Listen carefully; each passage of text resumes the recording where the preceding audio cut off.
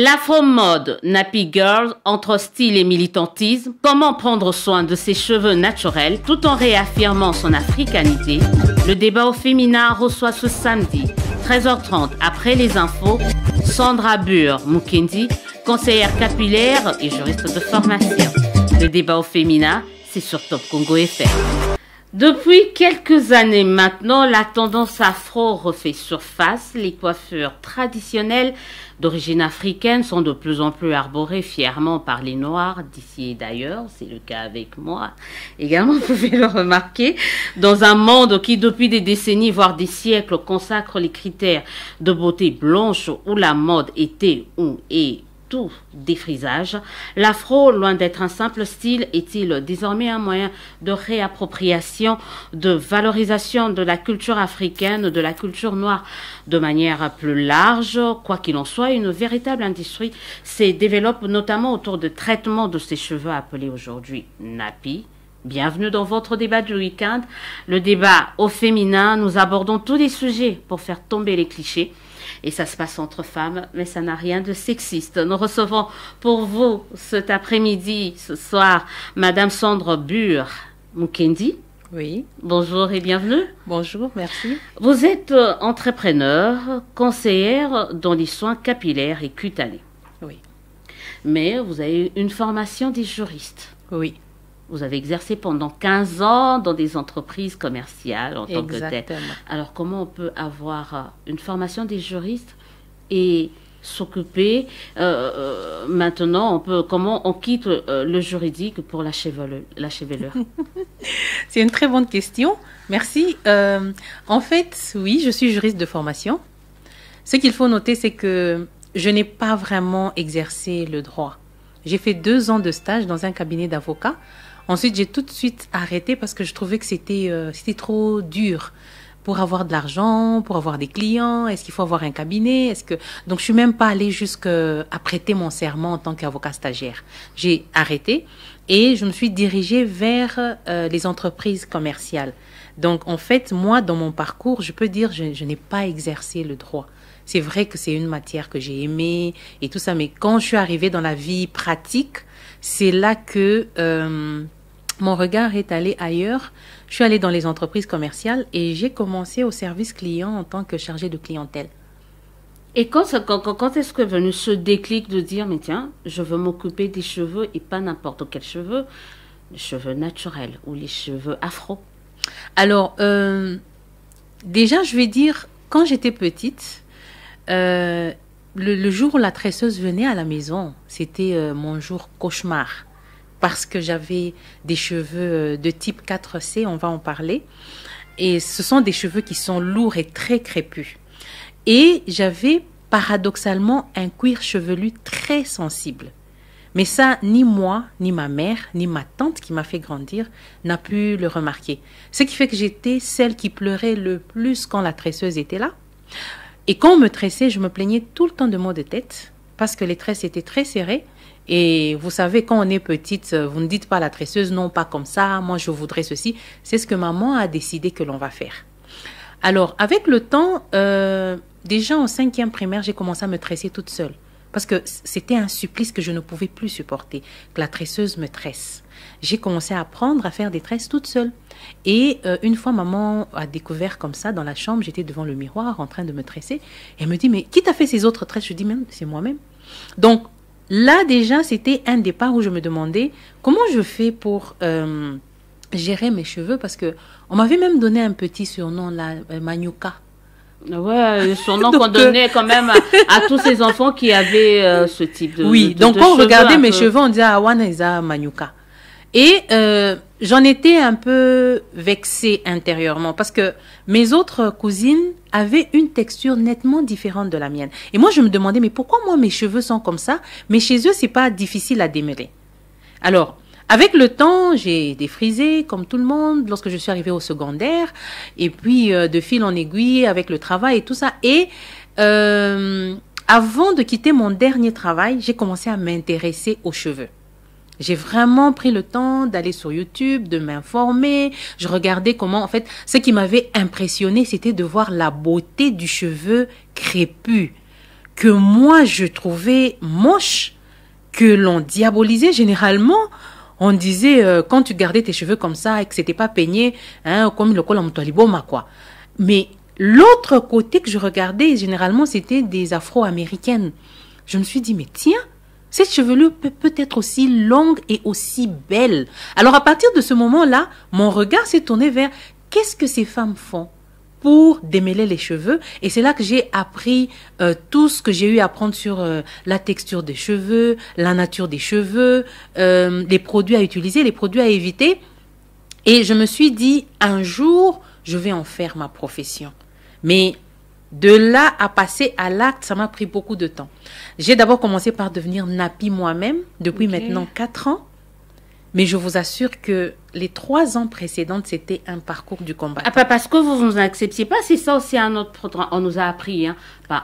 Je sais pas, peut-être c'est une acculturation. On nous dit souvent, on connaît le critère, je l'ai dit au début de l'émission, le critère de beauté, c'est ces cheveux d'une femme blanche, longue, des cheveux très longs. C'est quand tu as des cheveux longs comme ça, défrisés, que tu es belle. Bah oui, et voilà. Ça. Et ça, c'est ce qu'il faut changer. Et c'est pour ça que ma mission à moi, c'est pas seulement de donner des conseils pour dire fais ceci à tes cheveux, fais ceci pour que ton cuir chevelu puisse être assaini, tonifié. Mais en fait, moi, c'est d'aller d'abord demander à la personne ce qu'elle veut et à s'accepter.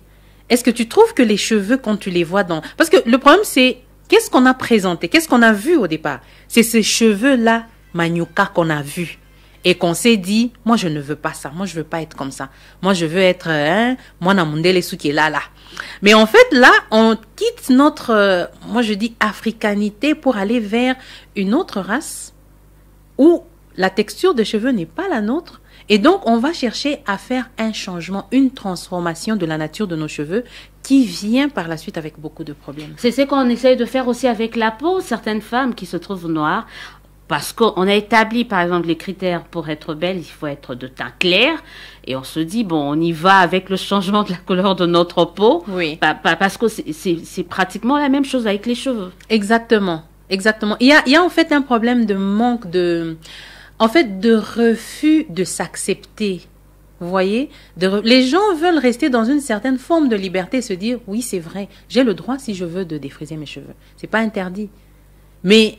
à côté, c'est aujourd'hui, moi, je me suis encore plus apaisantie sur le sujet lorsque j'ai compris les conséquences des défrisants au cours des années. On va en parler, mais certains, on revoit aujourd'hui, qu'on se le dise quand même, il y a de plus en plus de femmes qui commencent à s'accepter, à accepter leurs cheveux.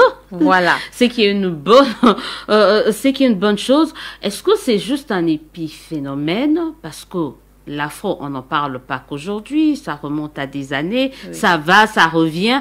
Mais est-ce qu'on peut inscrire cela dans une sorte d'épiphénomène ou c'est dans le cadre d'une sorte de réappropriation de notre culture en tant que noire, en tant qu'africaine?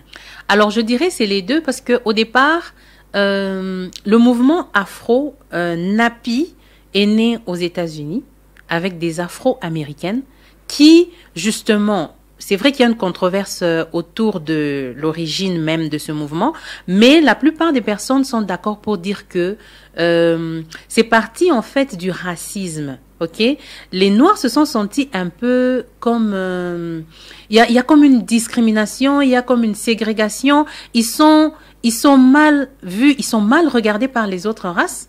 Et du coup, ils se remettent en question, ils se disent, ok, si nous ne sommes pas aussi bien que les autres, pourquoi on ferait en sorte qu'on leur ressemble au niveau des cheveux, au niveau de mentalité? Donc, en fait, c'était un grand mouvement de révolution, on va dire, pour retourner vers les origines et la racine. Et c'est comme ça que ce mouvement, comme il a été créé, c'était Natural and Happy, donc Napi. Et toutes les femmes se disaient, bah, moi je suis noire, je veux plus ressembler aux autres parce que les autres ne nous considèrent pas d'une telle façon comme on voudrait, c'est pas positif. Et avec le temps, elles ont cessé de faire en sorte que même leurs cheveux ressemblent à la chevelure des personnes de race blanche. Donc c'est là qu'est parti le mouvement. Maintenant, avec le temps, le mouvement, il a quitté les États-Unis, passé en Europe et s'est étendu en Afrique. Et en Afrique, ici au Congo, moi j'ai vu des personnes devenir nappies par mode. Ah, mais c'est ça la mode maintenant. Ah, c'est la tendance. Voilà, c'est la tendance. Donc, il y a des filles qui sont devenues nappies sans trop comprendre ou savoir c'est quoi l'origine. Mais comme elles ont vu autour d'elles d'autres filles laisser les cheveux naturels, abandonner les défrisants, elles sont devenues aussi nappies. Mais ce qu'il faut comprendre, c'est aussi que à partir de ce mouvement-là, les études ont commencé à être menées et poussées pour savoir est-ce que vraiment les défrisants que l'on met sur notre tête, c'est bon pour la santé? C'est vrai, ça vient changer la nature la nature chimique même des cheveux. Le côté naturel disparaît pour être lisse, mais en fait, on a tué le follicule, puis on a tué la fibre capillaire qui ne vit plus. Elle ne va vivre que vers la racine. On va parler des avantages, on parlera des avantages de cheveux afro, nappy, mais également des inconvénients d'avoir de cheveux frisés, défrisés. Mais je veux dire, toutes ces femmes-là, qui ne sont pas un peu comme nous, hein, nous on a des afros. Sur ce qui nous regarde, madame a des très belles tresses, vraiment à l'africaine. Moi, je suis carrément nappy. Ces femmes-là qui ne sont pas comme nous, qui n'ont pas de nappy, qui n'ont pas de cheveux afro, est-ce qu'on peut dire que ce sont des femmes qui ne s'acceptent pas ou qui veulent devenir comme les blanches? Je veux être comme ça, je vais les dire comme ça. Au départ, je dirais les gens défrisent... bon, maintenant, il y a plusieurs raisons. Hein. Je dirais plus... La plupart des personnes que moi j'ai rencontrées, que j'ai accompagnées pour les soins capillaires, m'ont dit qu'elles ont défrisé parce que c'est difficile de gérer le cheveu naturel. Et quelque part, c'est vrai. Mais derrière, inconsciemment, ce mouvement de défriser est allé, a commencé avec s'identifier à. Vous voyez? Devenir comme. Voilà, devenir comme.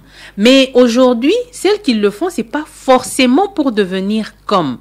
C'est vrai qu'après, on découvre que, ah tiens, c'est ça l'origine. Mais en fait, moi, j'ai défrisé parce que les cheveux naturels, pour en prendre soin, c'est compliqué, ça se démêle pas facilement. Lorsqu'on défrise, c'est plus simple, c'est plus facile comme ça. Donc, je dirais pas vraiment catégoriquement que elles savent que c'est une façon de refuser son identité africaine, mais pour elles, c'est peut-être une façon de répondre à un problème. Elles n'ont pas d'autre solution. Elles se disent, j'ai pas le choix, je vais défriser carrément. Donc, c'est pas du militantisme. Celles qui ont des cheveux afro, des cheveux nappy, des dry locks maintenant. On en voit que ça soit aussi bien chez les femmes que chez les hommes, d'ailleurs. C'est pas aussi une forme de militantisme, d'engagement alors, comme je disais, contre au départ, la domination d'une race. Hein? Oui, au départ, c'est ça. Mais après, lorsque les gens viennent, ils ne savent pas forcément, ils ne font pas des recherches, ils ne savent pas forcément ça vient d'où ce mouvement. Certains adoptent, moi j'ai rencontré des personnes qui m'ont dit, moi je suis nappy aujourd'hui parce que lorsque j'avais défrisé mes cheveux, je suis tombée sur un mauvais défrisant, ça m'a brûlé le cuir chevelu et j'ai décidé d'arrêter. Donc il y a plusieurs raisons derrière. Mais au départ, initialement, c'était un mouvement militant. Les gens se disaient, les Afro-Américaines se disaient, non, mais nous, c'est fini cette histoire de défriser pour ressembler aux autres.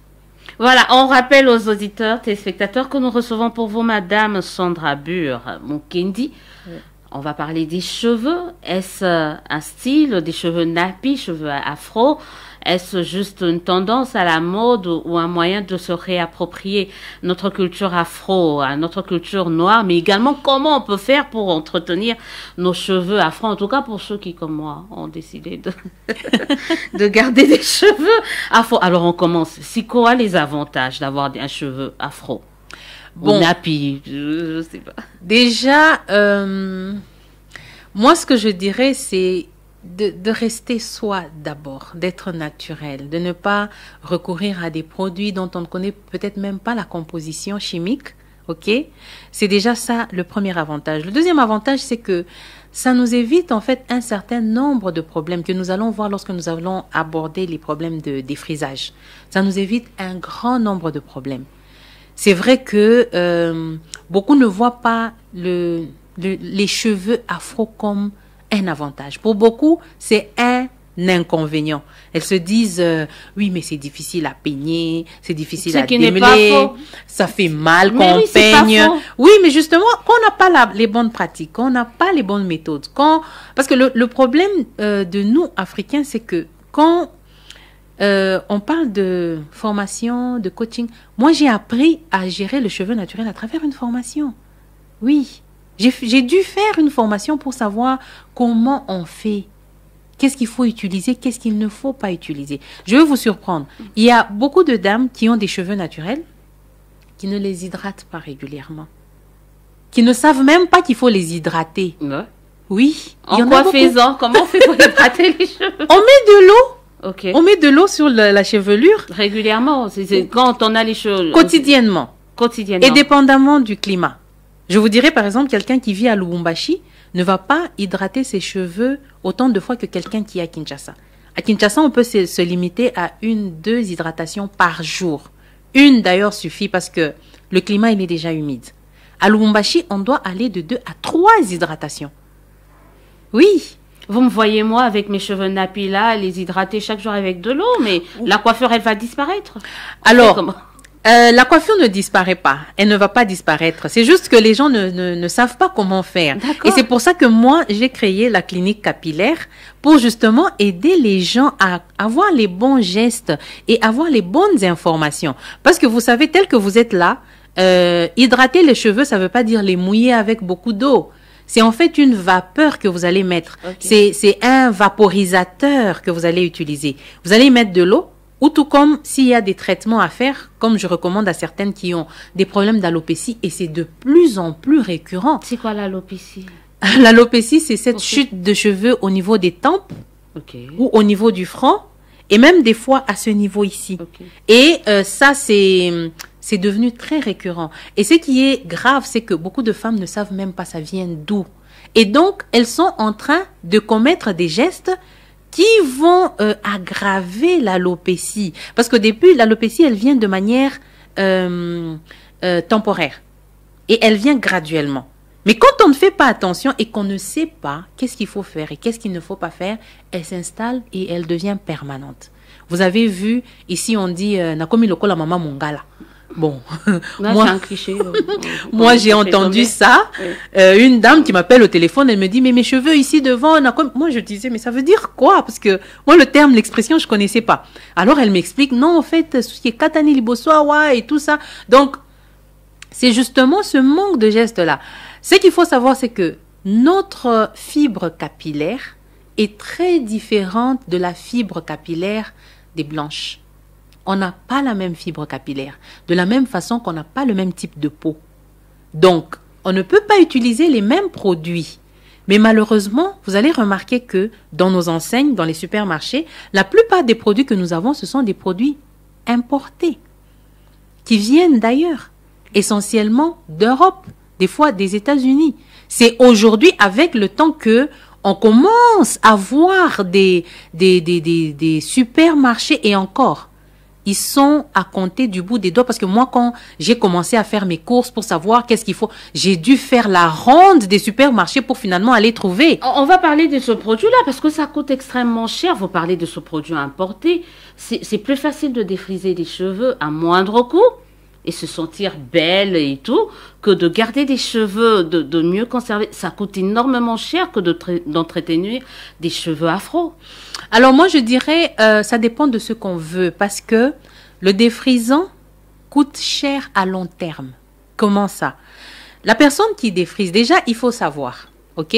Aujourd'hui je suis quand même heureuse de constater que beaucoup de mamans de ma génération ne défrisent plus les cheveux de leurs enfants et les encouragent à les garder naturels. Peut-être qu'elles ne savent même pas pourquoi il ne faut pas défriser. Les spécialistes en cosmétique disent, ils sont d'accord pour dire que il ne faut pas défriser les cheveux des enfants, des fillettes avant la puberté. Okay. Pourquoi? Parce qu'il y a le potentiel hydrogène, le pH du cuir chevelu et même au niveau des cheveux qui, lorsqu'il est agressé de manière répétée, va créer des problèmes. Il y a une étude qui a été menée aux États-Unis en épidémiologie en 2012 qui montre qu'il y a un lien entre la survenue des fibromes utérins et les défrisants, les composés des défrisants. Là, on est dans le domaine purement de la santé, là. Et oui. Ça a un lien avec les cheveux. Oui, mais ça a un lien avec les cheveux parce que regardez, nous avons des pores, n'est-ce pas, sur le cuir chevelu. Il y a une communication entre l'épiderme et même le derme et les produits que nous mettons sur notre tête. Alors, si vous mettez un produit chimique sur votre cuir chevelu, Et encore que la plupart vont chez des non-professionnels, même si c'est un salon de coiffure, vous allez remarquer qu'il y a des personnes qui, lorsqu'il va faire défriser ses cheveux, on ne sait pas faire la différence entre un premier défrisage et une retouche. On va lui mettre le défrisant du cuir chevelu jusque sur les longueurs. Ça, c'est déjà un problème. Et quand on répète maintenant l'opération, il y a une communication, il y a les éléments chimiques qui sont dans les défrisants qui rentrent dans le corps à travers le sang et qui vont aller endommager le système endocrinien. Moi, au niveau de ma clinique, je travaille avec un médecin. Et c'est le médecin qui me dit, par exemple, on fait des analyses capillaires pour montrer à la personne, parce que je reçois des personnes, des dames qui ont de sérieux problèmes de cheveux, qui ne poussent plus, qui tombent ou qui ont beaucoup de pellicules et des alopécies. Donc, il faut aller maintenant chercher à savoir c'est quoi la source. C'est un domaine quand même... Donc, vous passez par des examens, vous prenez... C'est vraiment ça, en fait. Oui, exactement. C'est une clinique... Oui, c'est une clinique capillaire. Donc, en fait, les gens viennent pour se faire consulter. Des gens qui ont essayé mille et une choses, hein, ça n'a pas marché. Ils viennent pour se faire consulter. Et les premières questions, quand je les pose, elles sont étonnées. C'est, vous hydratez vos cheveux, votre cuir chevelu pendant combien de fois par jour? Hydrater. Pourquoi? Voilà. Comment? Et ça, c'est le basique, c'est le b.a.-ba même des cheveux naturels. Vous faites des bains d'huile combien de fois par mois? On me dit non, moi j'ai jamais fait de bain d'huile. Mais comment ne voulez-vous pas que les cheveux s'abîment? Parce qu'en fait, le cheveu, il faut le nourrir. C'est comme la peau. Quand vous ne nourrissez pas votre peau, vous savez ce qui va arriver après. Elle va s'abîmer, elle va s'assécher. Et il y aura des maladies qui vont se créer après parce que les carences là vont créer des maladies. Maintenant, à côté, la clinique, c'est pas seulement pour voir de l'extérieur, c'est aussi pour voir l'intérieur. Parce que si quelqu'un a des problèmes de chute de cheveux, ça veut dire qu'il y a des carences aussi au niveau intérieur, au niveau alimentaire principalement. Ah, c'est ce que je voulais dire. Est-ce que Oui. c'est que nous mangeons un peu, parce qu'on nous dit régulièrement aussi certaines maladies, surtout chez la femme, et sont consécutives au fait de tout ce qu'on mange. C'est pareil pour les cheveux. Exactement, c'est pareil pour le cheveu. Donc si on a une alimentation qui n'est pas riche en vitamine E, vitamine D, vitamine A, tout ce qui est nécessaire pour venir nourrir le follicule pileux, qui est en fait une peau, une membrane, là où naît le cheveu, ok? C'est à la racine. Et moi, je dis toujours aux dames, pour mieux comprendre, le cheveu, c'est comme une plante. Si vous ne faites pas des bains d'huile, ça veut dire que votre plante n'est pas enracinée quelque part. Parce que les nutriments, la plante trouve les nutriments dans le sol. Si vous n'hydratez pas, ça signifie que vous ne mettez pas de l'eau. Maintenant, quand vous ne versez pas de l'eau sur une plante, qu'est-ce qui va se passer? Même si elle est au sol, elle va s'assécher. Donc, il y a on appelle ça une routine capillaire. Il y a une routine qu'une femme doit avoir quotidiennement, hebdomadairement, pour que ses cheveux restent et son cuir chevelu reste en bonne santé. Mais pas que les femmes, on parlera des hommes aussi, parce qu'ils ont Bien des cheveux. sûr, bien sûr, les hommes aussi peuvent se soumettre oui, bien à ce sûr. type de traitement. Oui, bien sûr. C'est juste que les hommes, dans notre culture, pensent que oui, Zamakambwa Bassi. Mais en fait, moi, j'étais étonnée. Quand j'ai fait mon huile, mon mari a utilisé l'huile sans me dire qu'il utilisait l'huile capillaire que j'avais faite. Et c'est après qu'il me dit, au bout de 2 semaines, il me dit, mais qu'est-ce que tu as mis dedans là? Je dis, mais c'est une huile que j'ai faite moi-même. Il me dit, oui, mais mes cheveux sont devenus plus doux, plus... Et maintenant, ils ne s'en passent pas, hein. Ils ne s'en passent pas.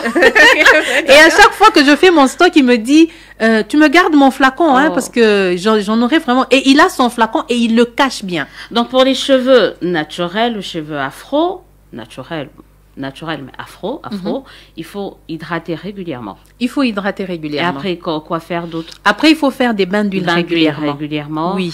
Parce que si vous ne le faites pas, et c'est ça qui se passe. Le bain d'huile à base de quoi? Parce que chacun y va un peu de son côté. Avocat, ok, alors, œuf, ça dépend. Tout est. Ça paraît simple, mais en réalité, il y a des huiles qui conviennent à tout type de cheveux.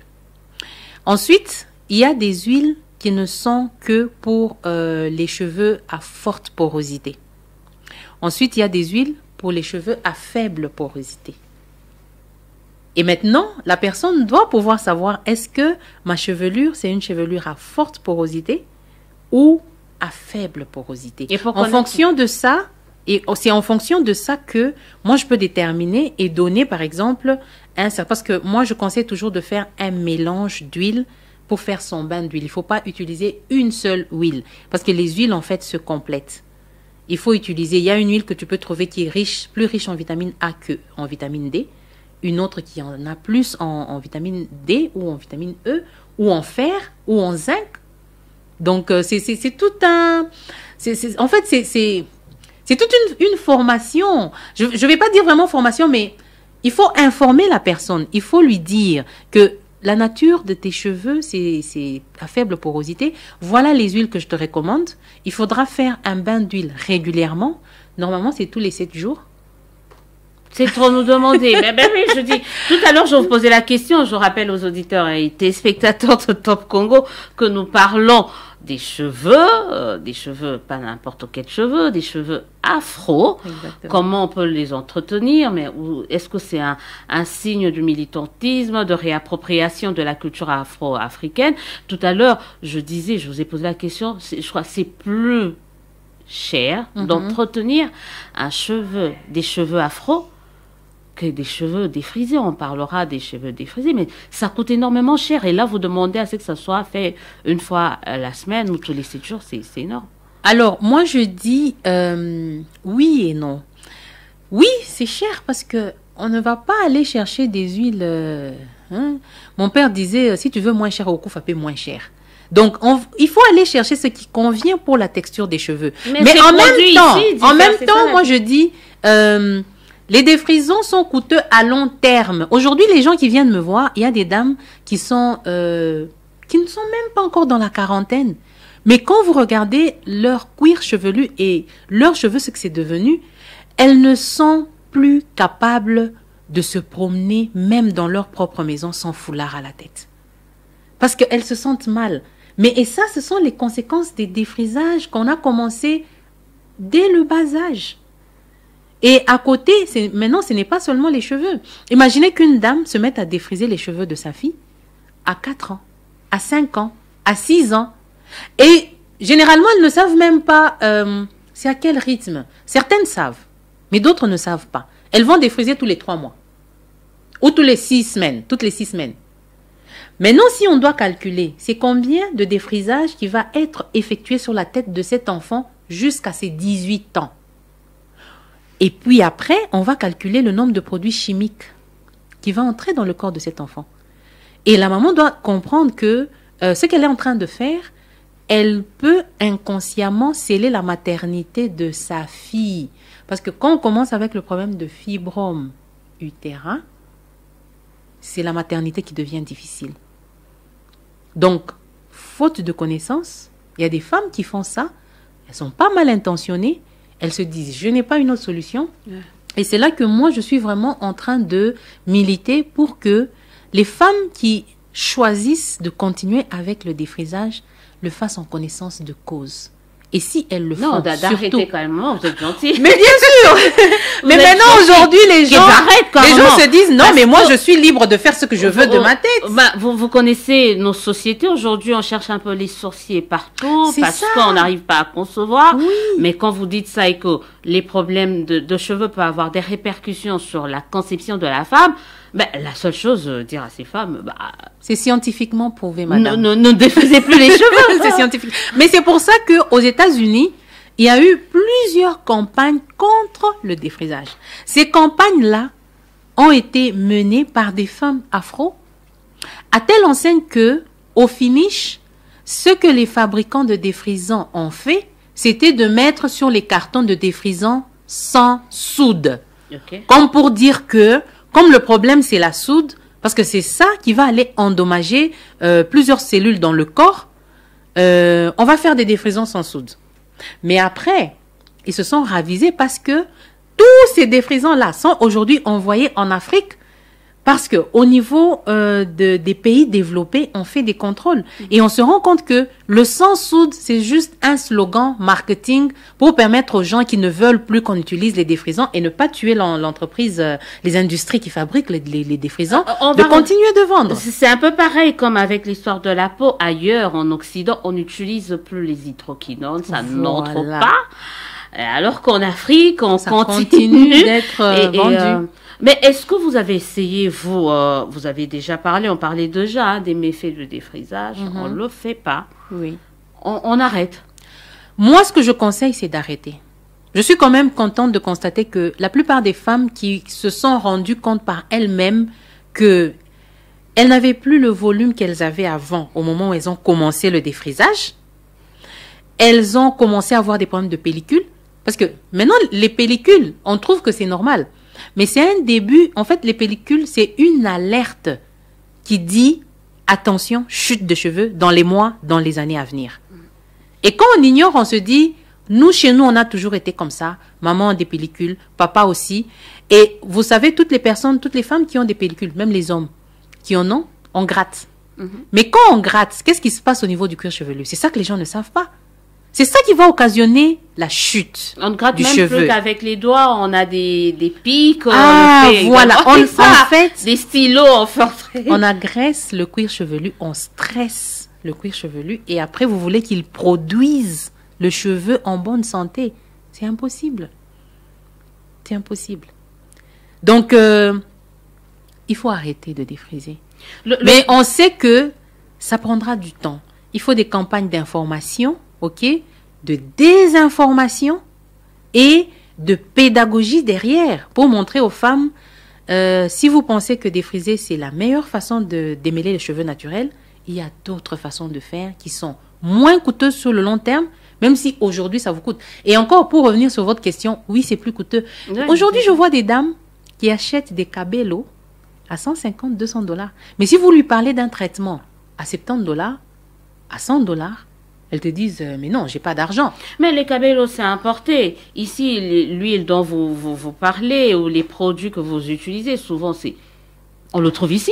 Oui, on trouve ça ici. Oui, mais pourquoi ça doit coûter plus cher, ça doit coûter autant? En fait, c'est ça que je dis. Ça coûte cher en fonction de quoi? Si je prends, par exemple, je vais vous donner une formule que je recommande aux gens qui disent, pardon, faire un bain d'huile avec les produits que moi j'ai, c'est cher. Ils n'auront pas le même résultat. Mais du moins, ils peuvent avoir quelque chose d'intermédiaire. L'intermédiaire, c'est quoi? C'est l'huile de ricin coûte combien? 2000 francs, le petit flacon en pharmacie. Et à côté, on peut utiliser soit l'huile palmiste, qui ne coûte pas grand-chose non plus, et l'huile de palme. Et on fait son bain d'huile. C'est possible. C'est juste parce que les gens ne savent pas ce qu'ils peuvent utiliser pour leurs cheveux qu'ils pensent qu'il faut dépenser des tonnes et des tonnes d'argent. Mais non, à côté, pour celles qui veulent une chevelure plus raffinée, une meilleure texture, ben, ce qui est beau, ça a un prix. Vous n'allez pas aller avoir cette texture juste avec ce que je viens de dire. Il faut acheter l'huile de coco. Il faut faire un mélange peut-être ricin, coco et peut-être l'huile d'olive. Ou ricin, coco et beurre de karité. Mais tout ça, si vous calculez dans le long terme par rapport aux défrisants, par rapport aux conséquences, ça vous coûte moins cher. Merci Madame Bure. Mukendi, mais on disait tout au début de cette émission qu'il y a une véritable industrie qui se développe autour des cheveux, surtout les cheveux afro. Vous en faites partie avec votre clinique, vous avez mis en place Sabure, c'est ça? Oui, Sabure. Parlez-nous un peu de ça parce que voilà, il y a vraiment toute une industrie qui est en train de se créer autour de ces cheveux-là. Alors, moi j'ai mis en place une huile démêlante, ok? Parce que justement, j'ai compris que le problème des femmes, c'est le démêlage. L'huile, elle vient faire... Expliquez à ces femmes le démêlage. Quand même, on veut aller simple. Qu'est-ce qu'on appelle démêlage? Démêlage, c'est, on va dire, peigner. Pour enlever les nœuds. Pas que les femmes, hein, j'insiste, parce qu'aujourd'hui, on voit de plus en plus d'hommes avec des cheveux qui laissent pousser les cheveux et qui ne savent pas comment l'entretenir. Voilà. Alors, le démêlage, c'est juste aller enlever les nœuds ok? Parce que le cheveu crépus, comme je l'ai dit, à la base, il est sec. Notre cuir chevelu a une tendance sèche. Même si vous voyez, des fois, il y a des personnes qui ont un cuir chevelu qui est un peu gras, ok? Mais notre tendance du cheveu, il est sec, de nature. Alors, moi, l'huile que j'ai faite, c'est vraiment une huile qui vient non seulement nourrir, hydrater, mais aussi démêler. Parce que le grand problème que les femmes ont, c'est le démêlage. Pour tresser les cheveux des enfants, il faut d'abord démêler. Pour faire la coiffure que j'ai ici, j'ai dû d'abord démêler. Pour peigner les cheveux de notre fillette ou de nous-mêmes, il faut... C'est ça même le démêlage. Alors, l'huile que j'ai faite a l'avantage de venir assouplir les cheveux, mais tout en gardant leur nature afro. Ça ne change pas de nature parce que c'est une huile bio, il n'y a pas de produits chimiques dedans. Et donc, tout ce que l'huile fait, c'est rendre le cheveu plus souple, plus soyeux et plus facile à manipuler. Donc, au départ, c'est avec ça que j'ai commencé. Ensuite, de l'huile, je suis passée au shampoing parce que je me suis rendu compte aussi que la plupart des shampoings qu'on a sont importés. Alors que... Tout ce qui est importé n'est pas mauvais. Non, tout ce qui est importé n'est pas mauvais, mais seulement, il faut comprendre ceci. Les produits importés ont des conservateurs. Parce que de là où ils quittent, jusqu'à ce qu'ils arrivent à l'endroit, au point de vente, et de la durée dans les entrepôts, il faut qu'il y ait des conservateurs dedans. Sinon, au bout de quelques temps, le produit s'abîme. Pourquoi j'insiste de parler des produits faits localement? Parce que justement, on a l'avantage de ne pas mettre des conservateurs dedans. Et les conservateurs ne sont pas bons pour les cheveux, ni pour la peau. Donc, c'est pour ça que moi, je milite, je dis, pourquoi je fais ce shampoing? C'est parce que je voudrais que les femmes utilisent un shampoing. Il est à base de moringa, j'y mets du miel, j'y mets du thé vert.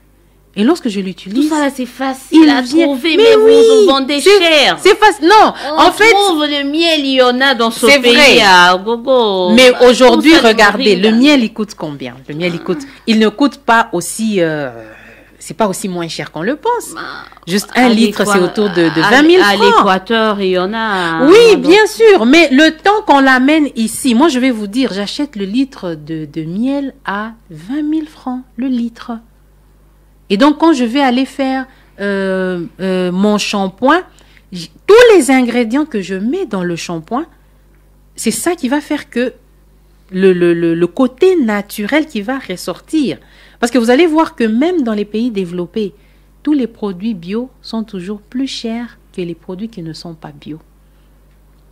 Parce que derrière, il y a une méthodologie de faire ces produits. Derrière, il y a un coût. Derrière, il y a des ingrédients. Et le coût, c'est pas seulement faire le produit. Le coût, c'est aussi quand je le fais, il faut que je trouve un client parce qu'après quelque temps, le produit va expirer. J'ai pas mis de conservateur dedans. Donc, à part l'huile, j'ai mis en place le shampoing et actuellement, j'ai mis en place aussi le thé vert que j'ai fait moi-même à base de plantes du Congo. Et le thé vert, il est là pour hydrater davantage, assainir et tonifier le cuir chevelu. Parce que les gens pensent qu'il faut seulement s'occuper du cheveu. Mais la base, c'est le cuir chevelu. Si votre cuir chevelu est malade, c'est comme un utérus malade, il ne peut pas produire d'enfant. Ou s'il en produit, ça sera un enfant qui n'est pas en bonne santé ou qui n'est pas viable. Vous êtes de formation... j'allais dire juriste ou juridique, juriste. Oui. Vous avez fait une formation. Et pas vous basculer au niveau des cheveux. Et là, vous commencez à mettre en place des produits. Oui.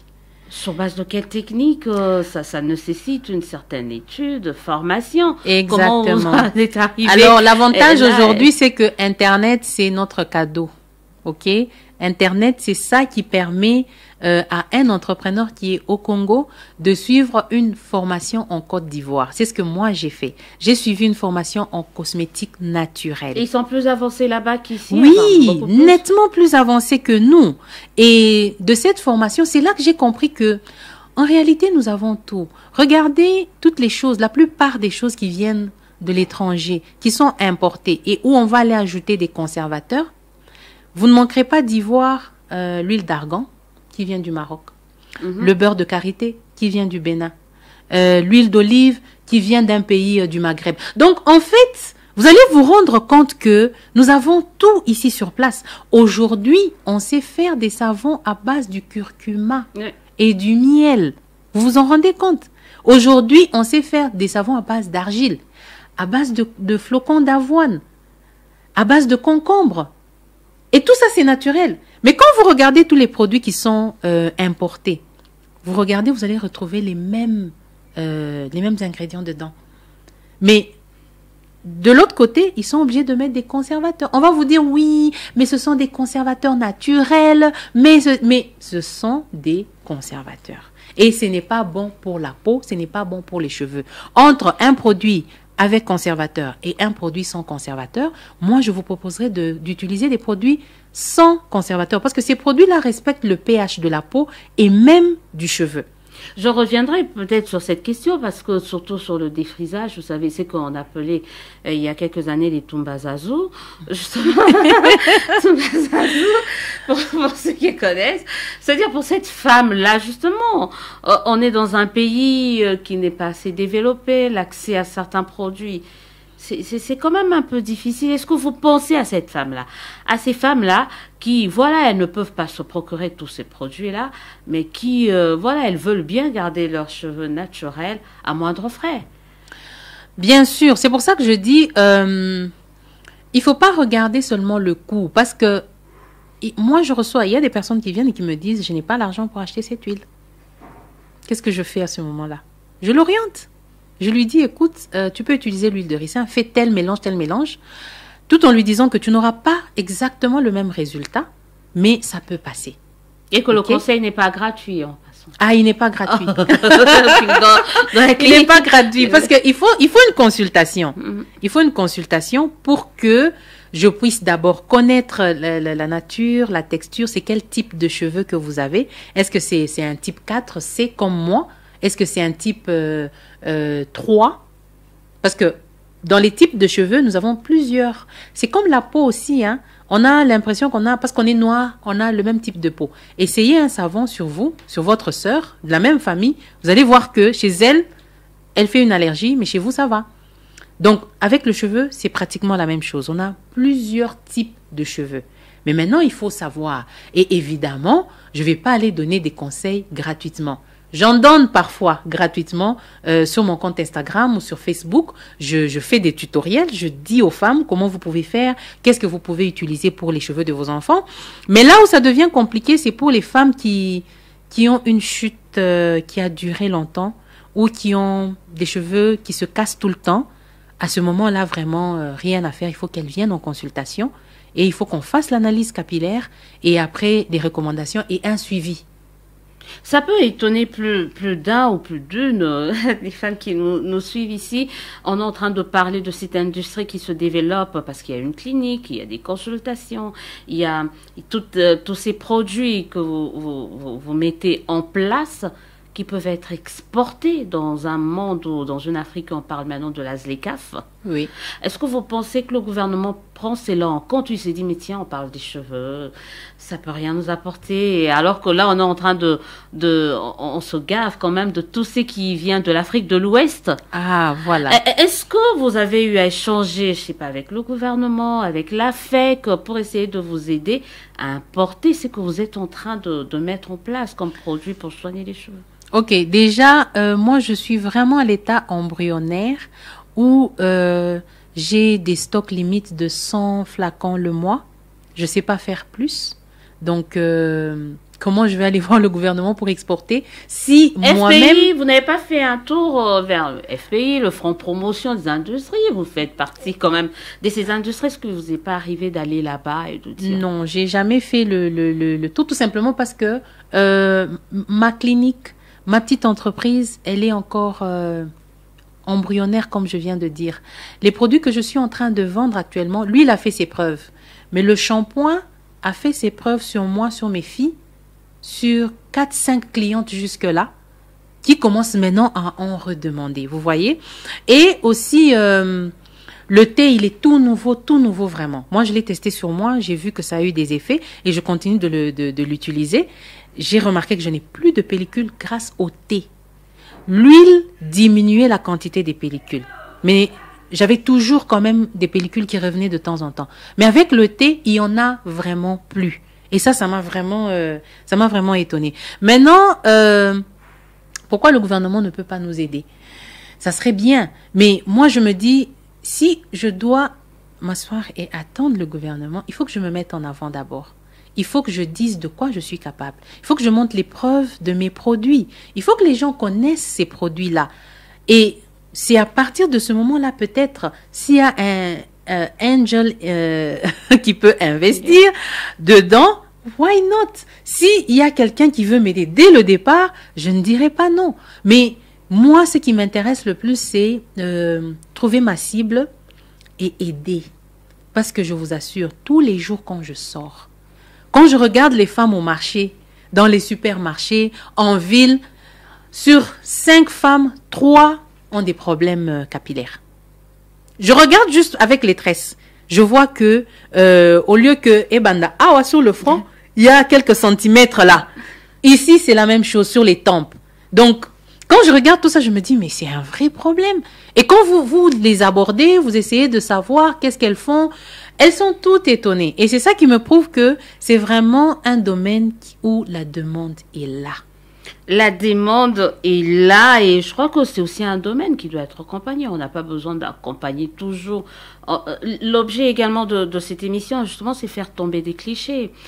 C'est pas seulement dire oui, on peut faire dans ça parce que ça fait trop sérieux et que parler des cheveux, ça fait moins sérieux du tout. Ça fait partie des quotidiens, de notre quotidien et c'est d'autant plus important et surtout qu'on a dit dans cette émission que ça peut avoir de ramifications avec notre santé, la santé de la femme. Donc il faut en parler très rapidement. On va bientôt terminer. Madame Sandra Bure, je rappelle aux auditeurs, téléspectateurs, que nous vous recevons dans le cadre de ces débats au féminin. Je sais que ça va parler, hein, les filles vont se dire, nous qui mettons les cabellos, nous qui mettons les... Non, mais par contre, les cabellos, c'est pas mauvais. Ah, voilà. C'est pas mauvais tant que... Parce que regardez, à part l'eau dont je viens de parler, de l'huile, celles qui ne veulent pas l'huile, qu'elles trouvent que non, c'est trop léger, tout ça, qu'elles utilisent les beurres végétaux, beurre de karité, beurre de cacao. À part ça, les cheveux ont besoin de l'air. C'est comme une plante. Vous allez remarquer que les gens qui gardent leurs cheveux à l'air libre et celles qui les tressent tout le temps, ont plus de problèmes que celles qui gardent leurs cheveux à l'air libre.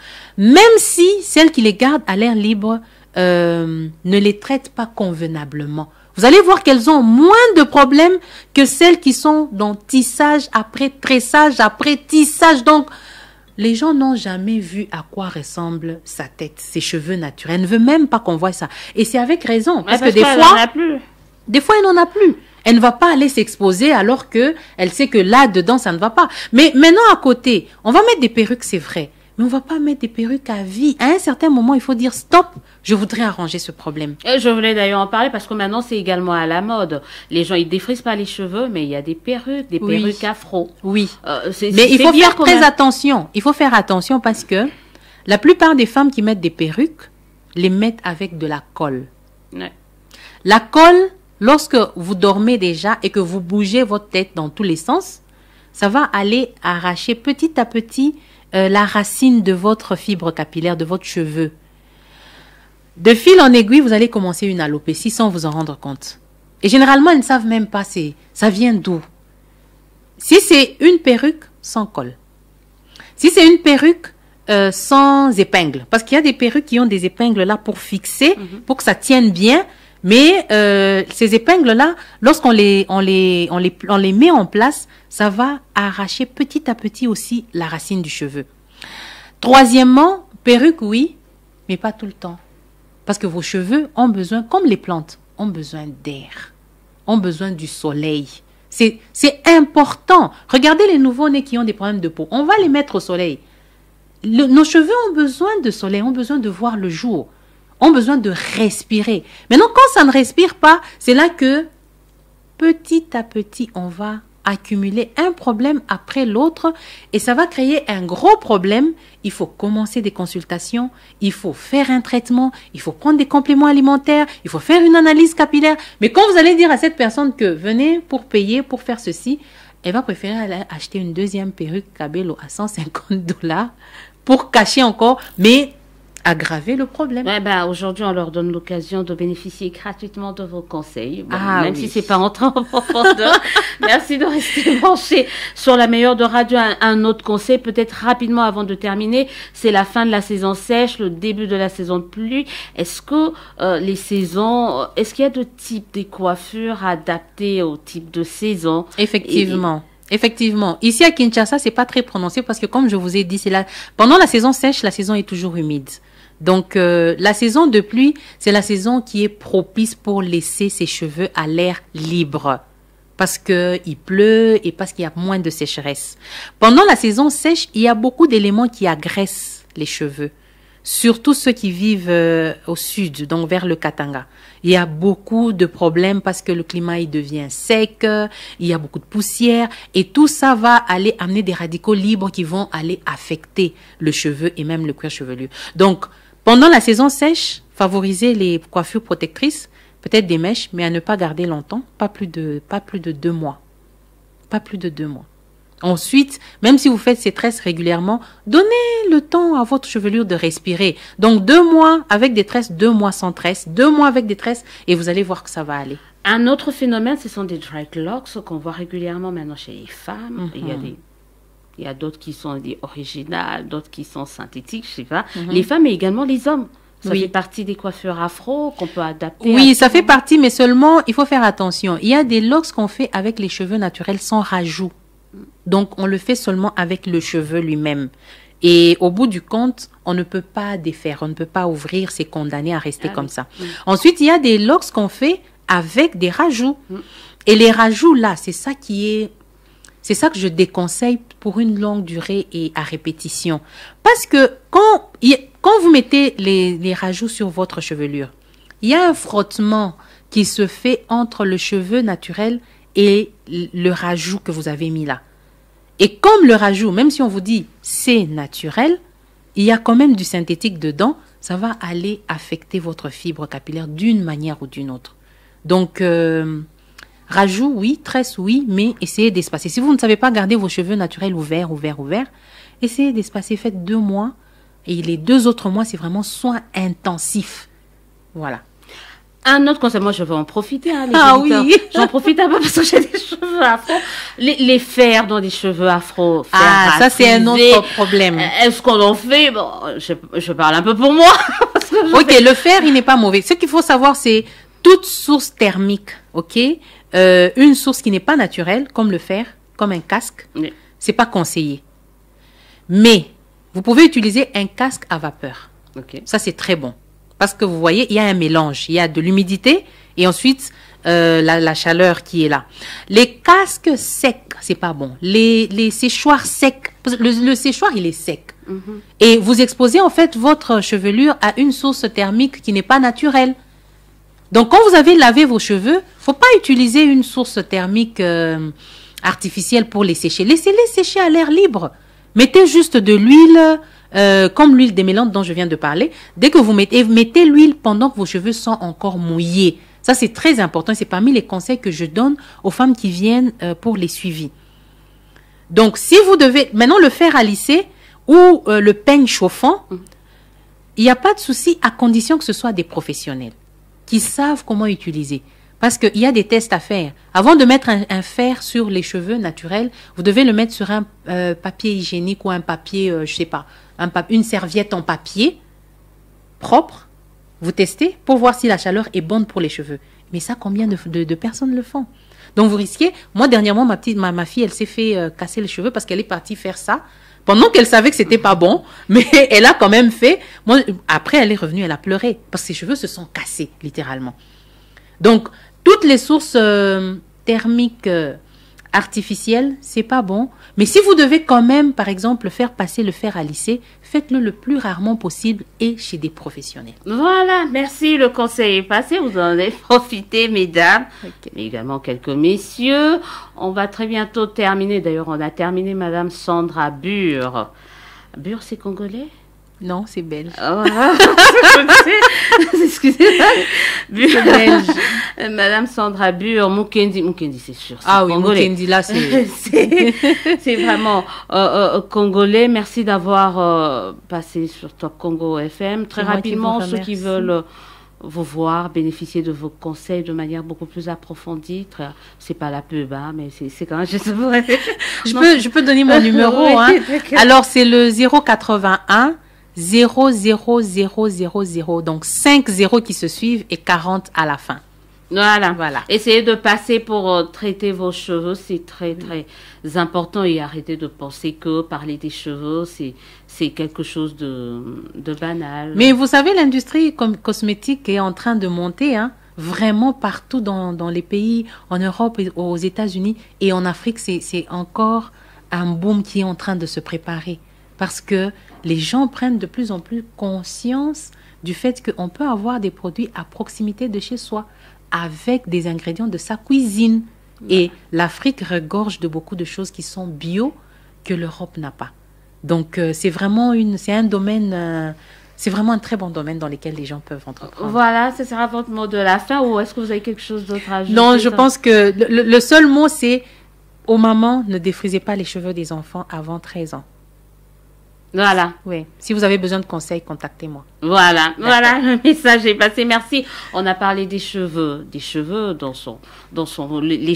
afro, dans le volet, on va dire tendance, mode, parce que tout le monde ils sont de plus en plus nombreux à vouloir garder des cheveux afro, et dans le volet quand même un peu idéologique, militantisme, engagement, rappeler qu'on est africaine et on peut être belle en restant naturelle. Voilà, merci à vous. Merci, c'est moi qui vous remercie. Merci aux auditeurs, téléspectateurs, vous étiez nombreux à nous suivre. Appelez-nous, continuez les débats sur les réseaux sociaux. Je disais qu'on va créer le hashtag débat féminin. On va commencer à le faire, donc on continue les débats sur les réseaux sociaux. Merci à toute l'équipe technique. On se dit au revoir, à très très bientôt. Surtout, n'oubliez pas, ça se passe entre femmes, c'est le débat au féminin, mais ça n'a rien de sexiste. On se dit au revoir et à très très bientôt. L'afro-mode Nappy Girl, entre style et militantisme, comment prendre soin de ses cheveux naturels tout en réaffirmant son africanité. Le débat au féminin reçoit ce samedi, 13h30, après les infos, Sandra Bure Mukendi, conseillère capillaire et juriste de formation. Le débat au féminin, c'est sur Top Congo FM.